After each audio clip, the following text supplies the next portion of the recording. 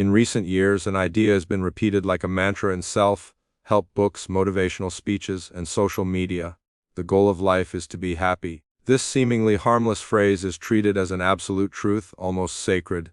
It is taught from an early age, embedded in advertising slogans reinforced by coaches and influencers who promise magical formulas to achieve a permanent state of well-being. The message is clear: if you are not happy, something is wrong with you. And if you are suffering, you need to do something immediately to rid yourself of the pain. But what if this idea, instead of being liberating, is precisely the trap that is imprisoning you? What if this obsession with happiness is making you fragile, unstable, and increasingly dependent on external circumstances to feel good? Friedrich Nietzsche, a philosopher many still avoid for fear of facing uncomfortable truths, brutally and directly denounced this illusion. For him, this blind pursuit of happiness is not only futile, it is dangerous. It is a symptom of a decadent culture, a culture that has traded inner strength for emotional anesthesia. Nietzsche saw in this promise of happiness a decadent morality which he called slave morality, an ethics that values comfort over overcoming, conformity over courage, and immediate relief from pain over transformation through it. According to him, a generation educated to believe that life should always be pleasant is in fact being prepared for collapse because suffering is inevitable, and those who do not know how to deal with it inevitably succumb. The happiness they sell today is fragile. It depends on factors you do not control. Compliments, likes, money, stability, external validation. And when these elements disappear, and they always do, what remains? Nature forces us to confront this question with brutal seriousness. He proposes an alternative that seems harsh at first glance, but carries within it a transformative power. Stop chasing happiness and start cultivating strength. Not physical strength, but strength of spirit, psychological resilience, the ability to transform suffering into growth, frustration into wisdom, and pain into self-knowledge. What does not kill me makes me stronger is not a motivational catchphrase. It is a declaration of war against a culture that infantilizes us and makes us dependent on constant pleasure. Nature understood that true power does not come from avoiding suffering, but from facing it, from looking pain in the eye and saying, "You will not destroy me." His proposal is radical. Abandon the question, "How can I be happy?" and adopt a new question as the guide for your life: "How can I become stronger?" In this video, we will dismantle the farce of happiness as a life goal. We will understand why this obsession is weakening you, how nature predicted this decadence with chilling accuracy, and what the alternative path is. More difficult, yes, but infinitely more powerful. The path of inner strength. If you have ever felt tired of chasing something that never arrives, if you have realized that the more you seek happiness, the emptier you feel, perhaps it is time to stop. Stop running and start strengthening yourself, because the storm will not stop. But you can become the kind of person who walks through the storm with your head held high, ready to face this truth. We live in a time when happiness has become not just a desire but an obligation. It is treated as an inalienable right, as if any feeling of sadness, boredom, or frustration were a sign of personal failure. You need to be happy at work, in your relationships, on social media. You need to smile, be productive, be at peace all the time. And if you're not, then there's something wrong with you. Something that needs to be fixed, treated, bought, and aesthetized. This modern narrative is fueled by a billion-dollar industry that sells happiness as a product. Books, courses, spiritual gurus, and influencers promise quick formulas to achieve this supposedly ideal state. Meditate for 10 minutes a day, repeat positive affirmations, have a gratitude mindset, organize your routine, buy this app, take that trip, eat this food, avoid bad vibes. Distance yourself from toxic people. The message is simple. Follow this path and you will be happy, guaranteed. But nature did not buy this lie. For him, this obsessive pursuit of happiness as the purpose of life is not only childish but deeply corrosive. It creates individuals who become emotionally dependent, fragile, unable to cope with any form of adversity. People who build their identity on quicksand. When they are happy, they feel alive. When they are not, they completely lose their sense of existence. This is the essence of the slave morality described by nature. An ethics based on the denial of suffering, the refusal of discomfort, the dependence on external rewards to validate one's own existence. In this morality, everything that is difficult, painful, or demanding is seen as an enemy. and the individual transforms into someone who lives fleeing from pain, from loneliness, from failure, from responsibility. They do not live with courage, they survive with fear. Enns argued that this type of morality does not produce free or strong human beings. It produces servants, people who need the world to always be in their favor to feel good. But the world does not cooperate. Life is not fair, nor is it concerned with your comfort, and sooner or later it exacts its price, because those who build their psyche on the expectation that everything will go right inevitably break when things inevitably go wrong. The culture of happiness has created a generation that confuses well-being with meaning in life, that confuses pleasure with purpose, and that at the slightest sign of distress despairs. But Nietzsche knew that true life begins when the individual stops protecting themselves from pain and starts using it as a tool. When they abandon the illusion that life should be comfortable and accept that it is by nature challenging and that this is not a problem, it is an opportunity. It is precisely at this point that we enter the heart of nature's proposal. Because if happiness is a trap, what should take its place as the center of human existence? His answer is as provocative as it is liberating: strength. Not the strength to dominate others, but the strength to dominate oneself, the will to power. And that is what we will talk about in the next part. Prepare to enter a territory where suffering ceases to be an enemy and becomes raw material for evolution. If this content is making sense to you, click the subscribe button and subscribe to the channel. Thank you for your support. The modern obsession with happiness not only generates frustration, it shapes emotionally fragile individuals incapable of dealing with the inevitable storms of existence. Nature saw this with surgical clarity. By placing happiness as the ultimate goal of life, modern humans become slaves to circumstances. They only feel good when everything is under control, when everything is comfortable, predictable, and safe. But just one loss, one failure, one disappointment is enough for their entire psychic structure to collapse. This emotional fragility is not an accidental weakness. It is the direct product of a belief system that rejects suffering as a fundamental part of existence. When discomfort is treated as abnormal, every painful experience becomes unbearable. When pain is seen as an enemy, any crisis turns into an existential threat, and thus the culture of happiness generates individuals who, instead of growing in the face of difficulty, implode before it. Nature called this decadence, a state of degeneration of the human spirit where everything that requires effort, confrontation, and overcoming is avoided, where the priority is not to live deeply but to avoid any discomfort. The fragile individual adapts to this system perfectly. They avoid conflicts, seek constant approval, take refuge in distractions, and cannot bear the idea of being confronted with harsh truths. They live anesthetized, but this anesthesia comes at a high cost: the loss of oneself. The lives of these individuals turn into a game of escape. Escape from pain, escape from loneliness, escape from truth, and in this escape they become increasingly dependent on external stimuli to feel good. They need likes to feel valued, compliments to feel capable, constant distractions to avoid facing the void. Nature saw this as the ultimate expression of the herd morality, a mass psychology that suppresses individual strength in exchange for belonging and emotional security. But the most tragic thing is that this fragility disguises itself as sensitivity. Today, being sensitive is almost synonymous with being affected by everything. But for nature, true sensitivity is not reactivity, it is depth. It is perceiving the hidden layers of human experience without being destroyed by them. It is feeling the weight of existence without fleeing from it. The fragile sensitive panics in the face of suffering. The strong sensitive confronts it and transforms it. And here lies the point. Suffering does not destroy you. What destroys you is the illusion that it should never exist. It is this fundamental error that makes people emotionally fragile, because they build their lives around avoiding pain instead of developing the capacity to endure it. And when inevitably pain knocks at the door, as it always does, they simply do not know what to do. They collapse, they regress, they give up. But there is another possibility, a choice that goes against everything modern culture preaches. Instead of avoiding suffering, you can choose it, you can use it. Nature believed that pain has a purpose, that it is the most powerful instrument for shaping the human spirit, that each scar can be a symbol of strength if you have the courage to face it.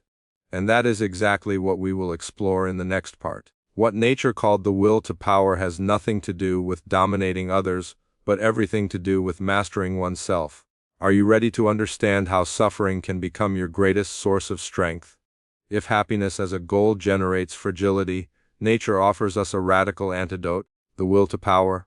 But it is essential to understand that this concept, often misunderstood, has nothing to do with dominating other people or conquering the outside world. It is about internal mastery, a force that emerges from confronting pain, from grappling with the raw reality of existence, from the courage to look within without averting one's gaze. Nature proposed that life should not be lived in pursuit of pleasure or comfort, but as a battlefield where the individual tests, owns, and affirms themselves in the face of adversity. The will to power is the force that drives us to transcend our own limits, to grow not despite suffering, but through it. It is a philosophy that demands brutal courage because it forces us to abandon all comfortable illusions and face life as it truly is: harsh, unpredictable, and often indifferent. This will is not a fleeting desire or a fragile motivation like those sold in self-help videos. It is a primitive and existential force, a life drive that does not settle for safety or approval. The will to power demands risks. It requires you to move toward what you fear, to choose the harder path, to not only endure pain, but to transform it into fuel. Nature saw suffering as an alchemical process, a raw material that, when faced with honesty and without victimhood, converts into strength, clarity, and depth. In his words from the School of War of Life, "What does not kill me makes me stronger." This phrase is not a motivational cliché. It is a brutal synthesis of a life lived with philosophical intensity. A life where each scar is a badge of honor, not of weakness. The individual guided by the will to power does not seek comfort. They seek overcoming. They do not want life to be easy. They want to be someone capable of facing any life. They understand that fleeing from pain is perpetuating one's own weakness, and that true strength is not the absence of suffering, but the ability to transform it into something greater. It is here that nature's philosophy diverges from almost everything modern culture teaches. While the world says take the easier path, nature whispers, go where the weight is, face what frightens you, choose the discomfort that strengthens you instead of the pleasure that numbs you. This is the difference between living as a slave to emotions or as a creator of one's own destiny. But there is a powerful paradox here, because by abandoning the pursuit of happiness and embracing the construction of inner strength, something unexpected happens.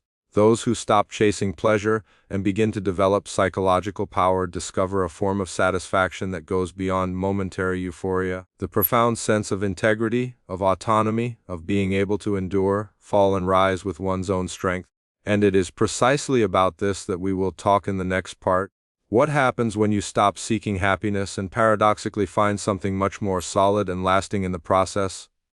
Let's explore this answer. Now, diving into the paradox of real satisfaction by abandoning the pursuit of happiness, what remains? This question seems daunting to many, as the promise of a happy life is sold as the pinnacle of human fulfillment. But nature believed that by stopping the chase of this mirage, the individual begins to glimpse something infinitely more valuable. True satisfaction, not fleeting pleasure, not circumstantial joy, but a deep sense of strength, meaning, and autonomy, an experience that does not depend on the external world, but arises from the conscious confrontation of pain and the deliberate overcoming of oneself. Superficial happiness, the kind that modern culture idolizes, is ephemeral. It depends on factors you do not control: the mood of those around you, job stability, social media status, social acceptance. When everything is in balance, you feel good, but just one instability can cause that castle to crumble. And when it falls, you not only lose the state of happiness, you lose your footing. Nez invites us to go beyond this fragile dance between pleasure and pain. He proposes that there is a form of satisfaction that is not destroyed by adversities, because it is built through them. This satisfaction comes from the awareness that you are someone who endures, who does not need everything to be well, to remain steadfast, who has learned to transform the deepest pains into catalysts of strength, clarity, and maturity. This type of fulfillment is not visible. It does not attract applause or likes, but it is solid, unbreakable, because it does not rely on illusions or external rewards, but on the inner truth of who you have become. It is born when you face your own vulnerability without fleeing, when you bear the weight of the world without letting it break you inside, When you know you can fall and still rise because you have built an internal structure that does not depend on anyone else to remain standing. Nature knew that this path requires pain, and that is why almost no one chooses it, because it demands sacrifice. It requires giving up the comfort zone, easy certainties, shortcuts, but it also offers something that no shortcut can provide: pride. Not the vain pride that needs to be seen by others, but the silent pride of knowing that you are becoming someone that even chaos cannot destroy.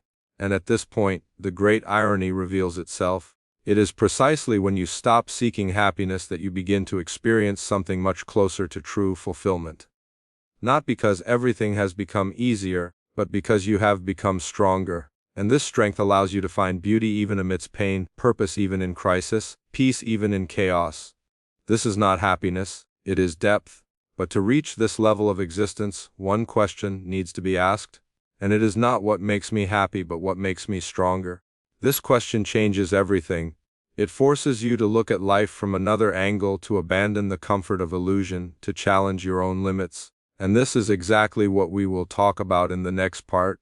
Nature's great turning point lies in exchanging the pursuit of pleasure for the pursuit of inner power, and this transformation begins with a simple yet powerful question. How can I become stronger? If what you're hearing resonates with you, you'll find real value in my ebooks. Beyond the Shadow breaks down Jung's core ideas, while Dialogues with the Unconscious gives you a 30-day path to apply them in your life. Both are linked in the pinned comment. Most people spend their entire lives asking the wrong question. How can I be happier? This question, although seemingly harmless, carries a trap within it. It assumes that the ideal state of existence is pleasure, comfort, the absence of pain. And by making this your goal, you become a slave to everything that can take away your happiness: circumstances, opinions, losses, uncertainties. It's a path that leads to emotional dependency and a constant fear that something will go wrong. Nens proposes a brutal, almost violent change at this starting point. He challenges us to change the question. Instead of asking how can I be happy, he suggests how can I become stronger. And this question changes everything, because it does not seek to avoid suffering. It asks how to endure it. It does not seek pleasure. It seeks power. Power in the purest and deepest sense, the power to resist, to grow, to transform in the face of adversity. Asking this question requires courage, because it will force you to look at the parts of yourself that you normally avoid. It will compel you to stop outsourcing blame, to stop hiding behind excuses, to stop protecting yourself with distractions. It will put you face to face with your own weakness and ask you to confront it without anesthesia, without escape. Nens believed that true strength arises from confronting the truth, and the truth is almost always uncomfortable. It is knowing that you are afraid, that you fail, that you avoid, but it is also knowing that you can choose to do differently, that you can deliberately seek discomfort, challenges, limits, not to suffer gratuitously, but to test yourself, to expand, to rebuild. Becoming stronger is not a feeling, it is a practice. It is acting firmly when it would be easier to give in. It is maintaining your principles even when they put you in conflict with the world. It is facing loneliness, rejection, failure, and coming out the other side with more clarity, more structure, more presence. It is enduring anguish without succumbing to despair. It is walking upright even when everything around you is crumbling. This strength is not given. It is built brick by brick, choice by choice. Every time you avoid the easy and choose the right. Every time you face fear instead of fleeing from it. Every time you silence yourself to listen to what is really happening inside you. Every time you refuse to be a victim and take full responsibility for your own evolution. Nature saw this as a process of constant transformation. Human beings are not here to be happy. They are here to become something greater than themselves, to evolve, to forge a character that is unshakable in the face of life's inevitable tragedies. That is why he said we must become who we really are. And this is only possible when we stop seeking comfort and start seeking overcoming. And here lies the deepest irony. By asking ourselves, how can I become stronger? We free ourselves because we stop depending on a world that will never be stable, predictable, or fair, and start depending on our own ability to face it. This shift in focus returns control to us, because suffering ceases to be an enemy and becomes a training ground. But strength for nature was not just resistance. It was also creation. It was the ability to transform pain into wisdom, trauma into purpose, failure into drive. It was an active strength, not passive. And it is precisely here that we find the final paradox. By stopping the pursuit of happiness and starting the pursuit of strength, we end up discovering a much deeper and truer satisfaction. But this journey does not end here, because life with all its brutality will continue to test you. The storm will not stop, the pain will not disappear, the world will not become fairer. The final question is, who do you need to become to get through all this and remain whole? And it is this answer that we will explore in the final part. Prepare to understand why you do not need an easier life but a stronger psyche. The storm will not stop. The world will not slow down to wait for you. Losses will come. Crises will catch up with you. The people you love may disappoint you.